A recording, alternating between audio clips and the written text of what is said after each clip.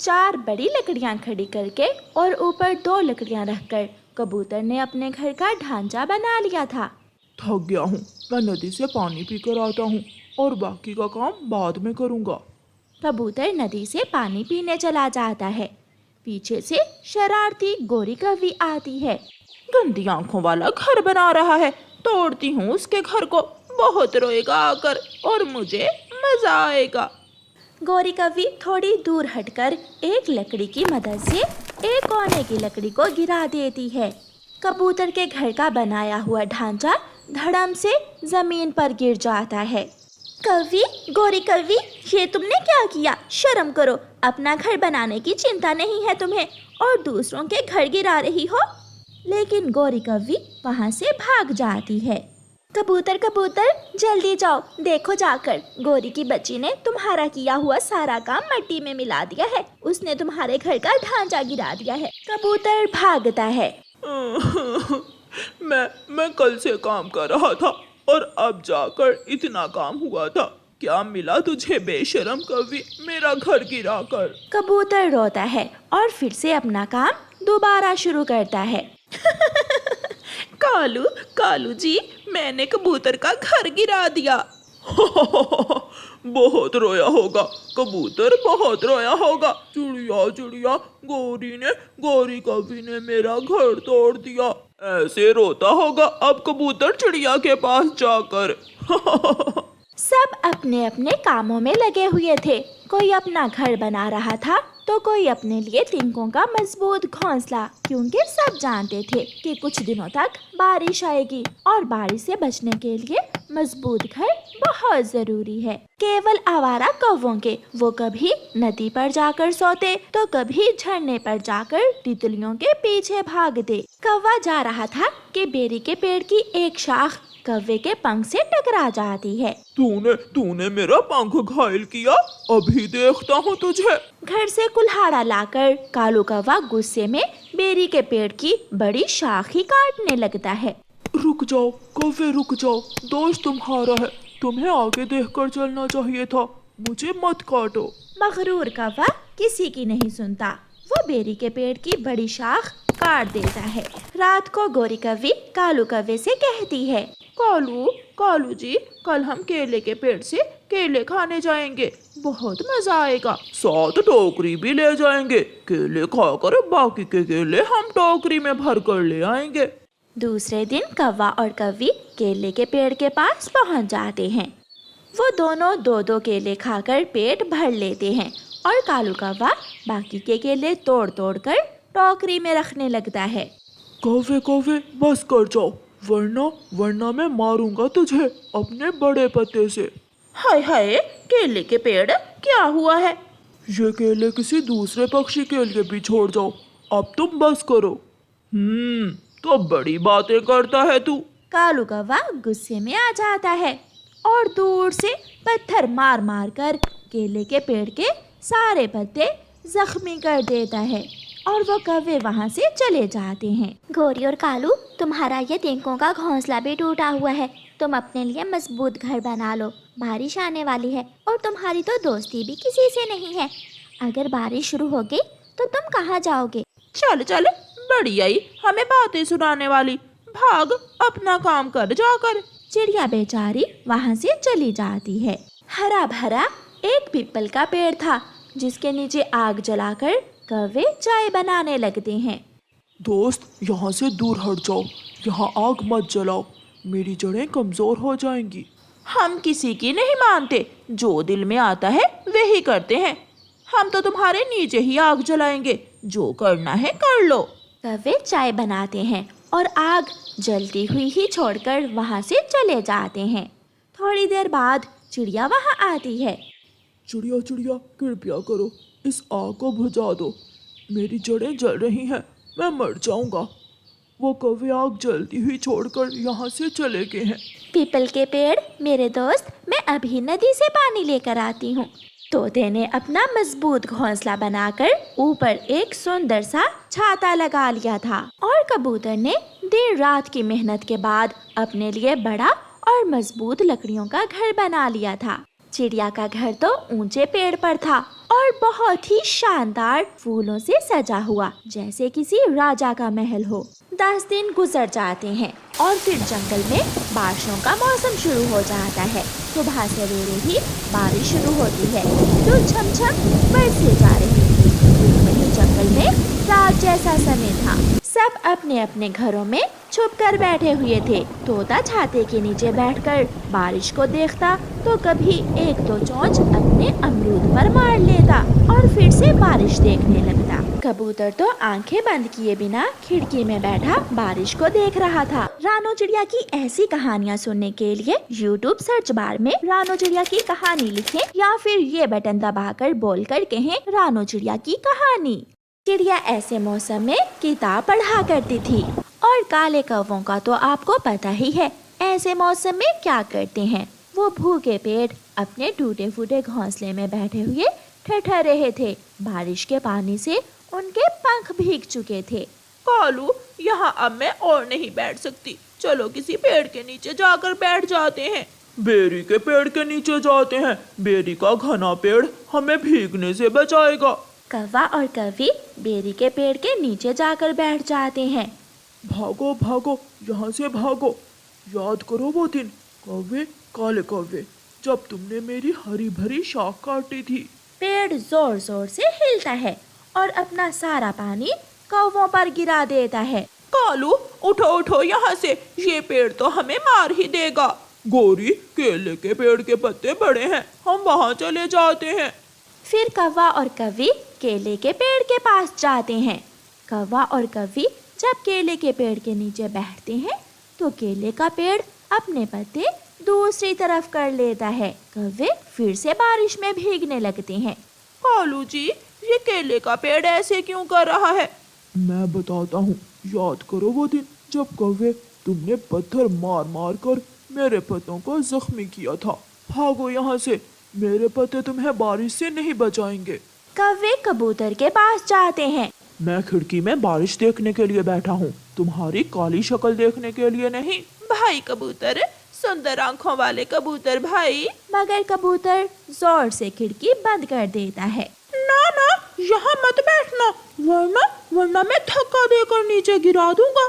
थक हार कर कौवा और कौवी उसी पीपल के पेड़ की खोखर में जाकर बैठ जाते हैं जिसके नीचे उन्होंने आग जलाई थी। आखिर यही पेड़ हमारे काम आया। लगता है ये पेड़ मरा हुआ है, अगर जिंदा होता तो ये भी हमें यहाँ ना बैठने देता। कौवे ने अभी ये बात की ही थी कि वो पेड़ धड़म से नीचे गिर जाता है क्योंकि उस पेड़ की जड़ें सूख चुकी थीं और थोड़ी सी ही हवा से वो पेड़ गिर जाता है और दुष्ट कौवे उसी पेड़ के नीचे दबकर मर जाते हैं। चिड़ियाओं का वह परिवार बहुत मेहनती था। सब मिलजुल कर काम करते थे। घर का गुजारा अच्छे से हो रहा था। चिड़िया के पति के पास एक बैल और एक गाय भी थे जो उनके परिवार का ही हिस्सा थे। मैं तुम्हारा इंतजार करूंगी, आज जरा जल्दी घर लौट आ जाना, साथ मिलकर चारा खाएंगे। खेतों में काम ज्यादा है इसलिए जरा देर भी हो सकती है, मगर मैं कोशिश करूंगा। रानो, मैं बैलगाड़ी जोतकर खेतों में जा रहा हूँ। बच्चों को स्कूल भेजकर मेरा खाना लेकर खेतों में आ जाना। आज मैं आपकी पसंद के आलू वाले पराठे लेकर आऊंगी। मैं इंतजार करूंगा। चिड़िया का पति बैल और गाड़ी जोतकर खेतों में चला जाता है। मम्मा, संडे वाले दिन हम भी पापा के साथ खेतों में जाएंगे और दोपहर का खाना भी खेतों में पापा के साथ ही खाएंगे। ठीक है गुड़िया बेटी, मैं संडे वाले दिन आलू मटर वाले चावल बना लूँगी और फिर सब मिलकर दोपहर का खाना खेतों में ही खाएंगे। बच्चे स्कूल चले जाते हैं और चिड़िया अपने घर के काम में लग जाती है। चिड़िया का पति खेत में हल चलाता है और बाजरे की फसल उगाने की तैयारी करता है। दोपहर के बाद रानू चिड़िया खाना लेकर खेत में आ जाती है। दोनों पति पत्नी पेड़ की ठंडी छांव में बैठ जाते हैं।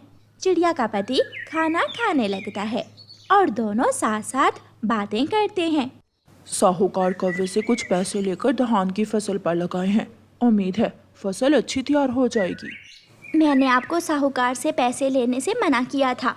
क्या करता, मेरे पास इतने पैसे नहीं थे कि धान का बीज और खाद ले सकता।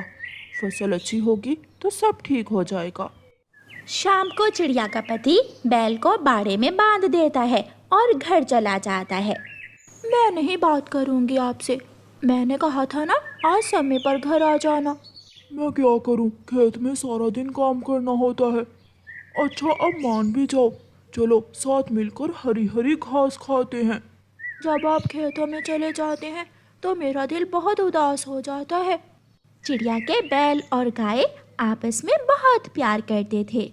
वो एक दूसरे के बिना जीने की कल्पना भी नहीं कर सकते थे। दिन गुजरते गए और फिर एक दिन तेज बारिश के साथ जंगल में तूफान आ जाता है और चिड़िया के पति की धान की सारी फसल गिर जाती है। सारी फसल बर्बाद हो जाती है। तूफानी रात ने सारे जंगल में बहुत नुकसान किया था। रानू, मुझे बहुत डर लग रहा है, फसल खराब हो जाएगी। आप चिंता न करें, जो होगा ठीक ही होगा। तूफानी रात गुजर जाती है। दूसरी सुबह जब चिड़िया का पति अपनी बैलगाड़ी लेकर खेत में जाता है तो उसकी आंखों में आंसू आ जाते हैं। सब उजड़ गया, बर्बाद हो गया। अब मैं साहूकार कौवे का उधार कैसे चुकाऊंगा? सारी धान की फसल तो रात के तूफान से बर्बाद हो गई। कालू, उस चिड़िया की तो सारी फसल बर्बाद हो गई है, वो तुम्हारे पैसे कहाँ से चुका पाएगा? जाओ और उससे बात करो। मैं कोई पागल नहीं जो कच्ची गोलियां खेलूंगा। चिड़िया के पास एक बैल और गाय भी है। अगर उसने मेरे पैसे ना लुटाए तो मैं उसका बैल ले आऊंगा। कालू कौवा चिड़िया के घर के दरवाजे पर दस्तक देता है। रानू, ये जरूर साहूकार ही होगा। इतनी जोर जोर से हमेशा वही दरवाजे पर दस्तक देता है। रानू चिड़िया दरवाजा खोलती है। सुन लो चिड़िया, पूरा महीना ऊपर हो गया है। तुम्हारे पति ने मुझसे जो पैसे उधार लिए थे वापस नहीं किए। साहूकार जी, आप चिंता ना करें, मेरे पति धान की फसल बेचकर आपके पैसे जरूर लुटा देंगे। कौन सी फसल? लगता है तुम्हारे पति ने तुमसे बात छुपाई है। तुम्हारी तो सारी धान की फसल तूफान की नजर हो गई। ये बात सुनकर चिड़िया की तो दिल की धड़कन ही रुक जाती है। आप अभी जाइए, हम शाम तक कुछ करेंगे। कौवा चला जाता है। हाँ रानो, ऐसा ही है। धान की तो सारी फसल बर्बाद हो गई।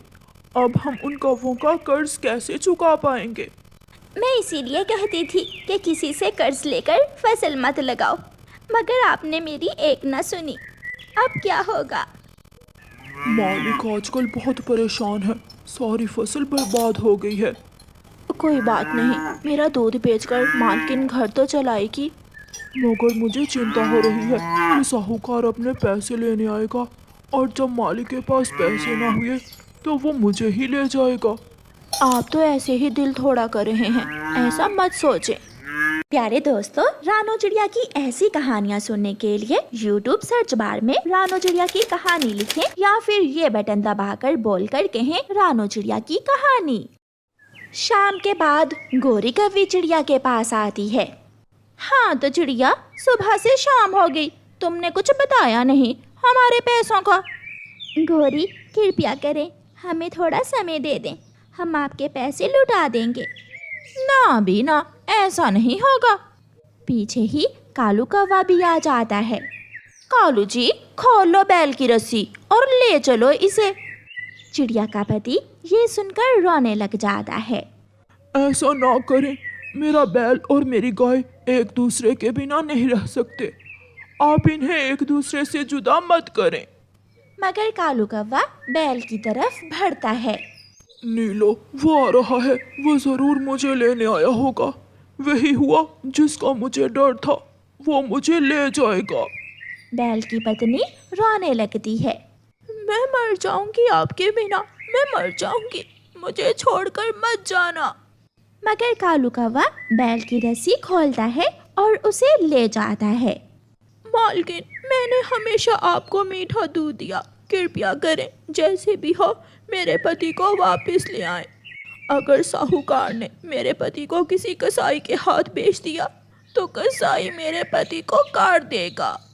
नीलो, मैं तुम्हारा दुख समझ सकती हूँ। हम बहुत मजबूर हो गए हैं।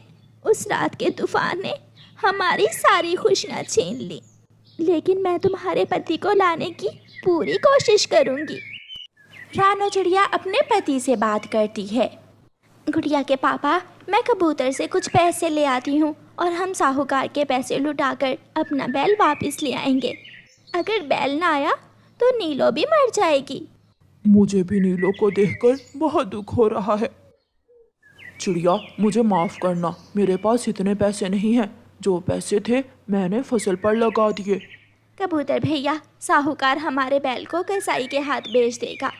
चिड़िया, माही झील के पास जाओ। वो जंगल के सभी किसान पक्षियों से फसलें खरीदती है और एडवांस पैसे भी दे देती है। वो जरूर तुम्हारी मदद करेगी। चिड़िया जल्दी से उड़ती है और व्यापारी माही झील के पास जाती है। चिड़िया, मुझे बाजरे की फसल की ज़रूरत है। अगर तुम अपनी बाजरे की सारी फसल मुझे बेच दो तो फिर मैं तुम्हें पैसे दे सकती हूँ।